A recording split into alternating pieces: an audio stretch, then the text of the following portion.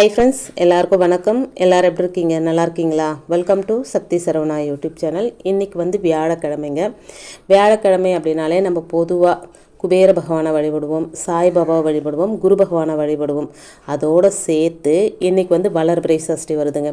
ஒவ்வொரு நாளுக்கும் ஒவ்வொரு சிறப்பு இருக்கும்போது அந்த சிறப்போடு இன்னொரு சிறப்பான நாளும் சேரும்போது அந்த நாள் மிகவும் சக்தி வாய்ந்த நாளாக மாறிடுங்க. இதை நம்ம எல்லாருக்குமே தெரிஞ்ச விஷயந்தான். அதோடு சேர்த்து நம்மளுடைய பாவங்கள் தொலையணும் அப்படின்னா சூரிய பகவானை ரத சப்தமி அன்றைக்கி நாம் வழிபடணுங்க. அதை எப்படி வழிபாடு செய்கிறது அதை பற்றியும் இன்றைக்கி வீடியோவில் பார்க்கலாம் வாங்க. இப்போ தான் ஃபஸ்ட் டைம் என்னோடய வீடியோஸ்லாம் நீங்கள் பார்க்குறீங்க அப்படின்னா ப்ளீஸ் சேனலுக்கு சப்ஸ்கிரைப் பண்ணி சப்போர்ட் பண்ணுங்கள். உங்களுடைய ஒவ்வொரு சப்போர்ட்டும் எனக்கு மிகப்பெரிய ஒரு மோட்டிவேட்டாக இருக்குங்க. இப்போ வாங்க வீடியோக்குள்ளே போகலாம். தமிழ் கடவுளான முருகப்பெருமானை வணங்குறவங்க இன்றைக்கி பல்லாயிரம் பேர் இருக்காங்க. அத்தகைய முருகப்பெருமானை வணங்குவதற்கு பல சிறப்பு மிக்க நாட்கள் இருந்தாலும் சஷ்டி வழிபாடு அப்படின்றது அவருக்கு மிகவும் மிகவும் உகந்ததாக சொல்லப்படுதுங்க. அதுவும் மாதங்களில் வரக்கூடிய வளர்பிறை சஷ்டியில் அவரை வழிபட்டோன்னா நாம் கேட்டது கிடைக்கும், நினைத்தது நடக்கும் அப்படின்னு சொல்லப்படுதுங்க. ஏன்னா கலியுக கண்கண்ட தெய்வம் யார் அப்படின்னா முருகப்பெருமான் தாங்க.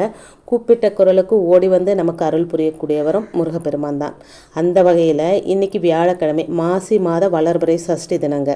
இன்றைய தினத்தில் உங்கள் வேண்டுதல் நிறைவேற முருகப்பெருமானுக்கு இந்த ஒரு தீபத்தை ஏற்றினா போதுங்க, உங்கள் வேண்டுதல் அப்படியே பலிக்கும் அப்படின்றதும் ஐதீகங்க. அது என்ன தீபம், எப்படி ஏற்றணும் அப்படின்றத பார்க்கலாம் வாங்க. பொதுவாகவே சஷ்டி விரதம் அப்படின்னா குழந்தை பாக்கியத்திற்காக தான் அப்படின்னு நம்ம நிறைய பேர் நினச்சிட்ருக்கோம்.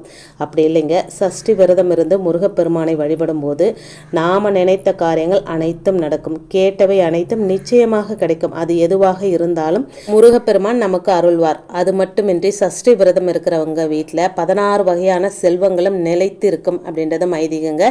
இந்த வகையில் இன்றைய சஷ்டி தினத்தில் மாலை முருகப்பெருமானுக்கு இந்த ஒரு தீபத்தை ஏற்றுங்க. சஷ்டி விரதம் இருக்கிற இன்னைக்கு காலையில் முதல் விரதத்தை தொடங்கியிருப்பீங்க. பொதுவாக சஷ்டி தீப வழிபாட்டை மாலையில் செய்கிறது அங்கே ரொம்ப ரொம்ப சிறந்தது. அதுவும் இன்னைக்கு வியாழக்கிழமை குபேரருக்கு உகந்த நாளில் வந்திருக்குங்க. குபேர வழிபாட்டிற்கு மாலை நேரமே சிறந்தது. அதனால் இந்த தீபத்தையும் மாலை வேலையில் ஏற்றுங்க. இவை அனைத்திலும் விட குரு பகவானுக்கு உகந்த நாளான தினமும் இன்னைக்கு தாங்க. இத்தகைய சிறப்பம்சங்கள் நிறைந்த இந்த தினத்தில் செய்யக்கூடிய இந்த தீப வழிபாடு நிச்சயம் உங்கள் வேண்டுதலை நிறைவேற்றுங்க.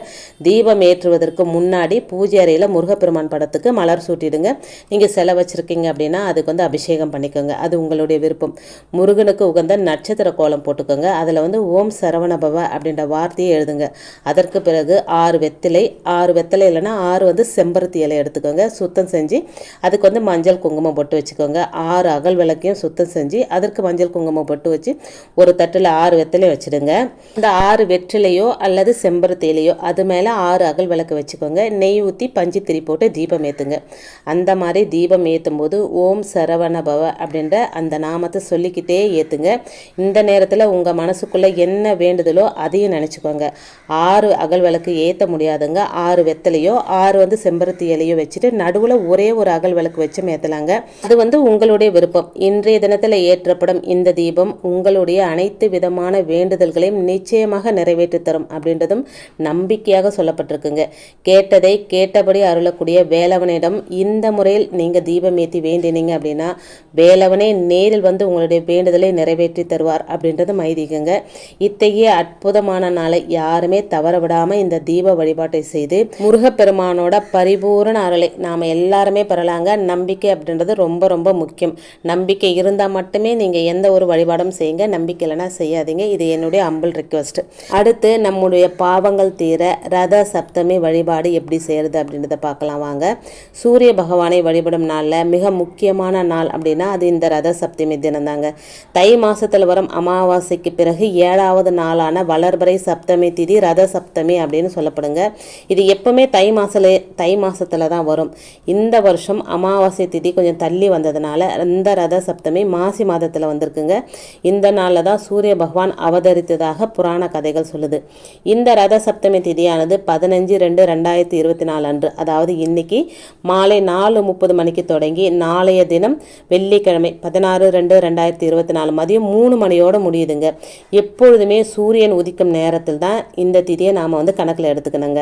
அதனால் இந்த ரத சப்தமி வழிபாட்டை நாளைய தினத்தில் செய்கிறது ரொம்ப ரொம்ப சிறந்ததுங்க. இந்த உலகத்தில் இருக்கிற ஒவ்வொரு ஜீவராசியும் சூரிய ஒளியில் வந்து ஜீவிக்கப்படுவதால் கிரகங்களிலே சூரிய பகவான் முக்கியமானவராகவும் முதன்மையானவராகவும் கருதப்படுறாருங்க. சூரிய பகவானுடைய தேர் வந்து வடக்கு அரைகோளத்தில் நகர்கிறது என்பதை உணர்த்தும் நாள் தான் இந்த ரத சப்தமியாக கொண்டாடப்படுதுங்க. இந்த நாள்ல இருந்து தான் வெப்பம் வந்து அதிகரிக்குமாங்க. சரி, இப்போ இந்த ரத சப்தமினால நம்முடைய பாவங்கள் தீர்த்து கொள்ள எப்படி பயன்படுத்திக் கொள்வது அப்படின்றத பார்க்கலாம் வாங்க. இன்றைய தினத்தில், அதாவது நாளைய தினத்தில் காலையில் பிரம்ம முகூர்த்த நேரத்தில் கட்டாயமாக நீங்கள் கண் முழிச்சிடணுங்க. சூரிய உதயத்திற்கு முன்னாடி, அதாவது 20 நிமிஷங்களுக்கு முன்னாடி தலைக்கு ஸ்நானம் செய்யணுங்க. அதாவது தலைக்கு குளிக்கணும். இந்த சூரிய உதய நேரம் காலண்டரில் இருக்கவங்க அதை நீங்கள் பார்த்து தெரிஞ்சுக்கலாம். அப்படி குளிக்கும்போது கையில் வந்து 9 எருக்க இலையை எடுத்துக்கோங்க. ஆண்கள் வந்து அந்த எருக்க இலையில் கொஞ்சம் கருப்பு இலையும் விபூதியை வச்சு அந்த எருக்க இலையில தலையில் வச்சு தண்ணீர் ஊற்றி குளிக்கணுங்க. பெண்கள் வந்து குளிக்கும்போது விபூதிக்கு பதிலாக மஞ்சளை சேர்த்து குளிக்கணுங்க. இது பாவங்கள் தொலைய நாம் குளிக்கும் முறையாக கருதப்படுதுங்க. அதற்கு பிறகு நீங்கள் குளித்து முடித்த பிறகு பூஜை அறையில் வந்து தீபம் ஏற்றி சூரிய பகவானை மனசார நினச்சி வணங்கணுங்க. அந்த நேரத்தில் ஓம் ஆதித்யாய நமக அப்படின்ற இந்த நாமத்தை 3 முறை சொல்லணுங்க. அதற்கு பிறகு சூரிய ஒளிப்படும் இடத்துல நீங்கள் ஒரு 5 நிமிஷம் சூரிய பகவானை வணங்கியவாறு நிற்கணுங்க.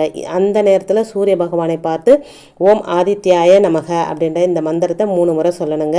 அத்துடன் நாளைய தினத்தில் சூரிய பகவானுக்கு உகந்த தானியமான கோதுமையை வந்து உணவில் கட்டாயமாக சேர்த்துக்கணுங்க. கோதுமை சேர்த்த உணவை ஏதேனும் ஒரு வேளையாவது சாப்பிடணும் அப்படின்னு சொல்லப்படுதுங்க. இது அனைத்திலும் விட முக்கியமானது அன்னதானம் செய்கிறது. நாளைய சப்தமி தினத்தில் வயசில் மூத்தவங்க ஏழை எளியவருக்கு கட்டாயமாக அன்னதானம் உங்கள் கையால் ஒருத்தருக்காவது செய்யுங்க. அப்படி அன்னதானம் செய்யும் வேலையிலும் ஓம் ஆதித்யாய நமக அப்படின்ற இந்த நாமத்தை 3 முறை சொல்லுங்க.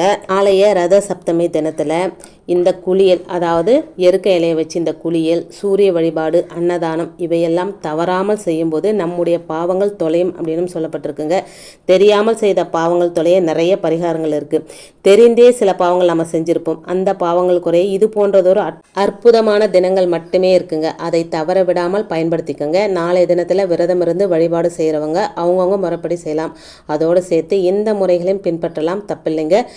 தெரிந்து செய்த பாவங்களும் தொலையும் அப்படின்றதுனால தெரிந்தே பாவங்களை செய்து விடக்கூடாதுங்க. அதை ஞாபகத்தில் வச்சுக்கோங்க. சூழ்நிலை காரணமாக செய்யக்கூடாது அப்படின்னு தெரிஞ்சும் சில நேரங்களில் செய்யக்கூடிய சூழ்நிலைக்கு ஆளாகிவிடுவோம். போன்று சூழ்நிலையால் செய்யப்பட்ட சில விஷயங்கள் சரியாகத்தான் இது போன்றதொரு வழிபாடு பரிகாரம். அதை நீங்கள் ஞாபகத்தில் வச்சுக்கோங்க. தெரிஞ்சே பாவம் செஞ்சுட்டு இந்த பரிகாரம் செஞ்சீங்களா கண்டிப்பாக உங்களுக்கு அது பலிக்காதுங்க. இதே ஞாபகத்தில் வச்சுக்கோங்க. இன்றைக்கி வீடியோவில் நான் சொன்ன விஷயங்கள் உங்களுக்கு பிடிச்சிருந்தது அப்படின்னா ப்ளீஸ் சேனலுக்கு சப்ஸ்கிரைப் பண்ணி சப்போர்ட் பண்ணுங்கள். இந்த வீடியோவை உங்கள் ஃப்ரெண்ட்ஸ் அண்ட் ஃபேமிலிக்கும் ஷேர் பண்ணி விடுங்க. இன்னொரு எளிமையான ஆன்மீக தகவலோடு உங்களை சந்திக்கிறேன். அது வரைக்கும் நன்றியும் வணக்கமும். Take care and bye friends.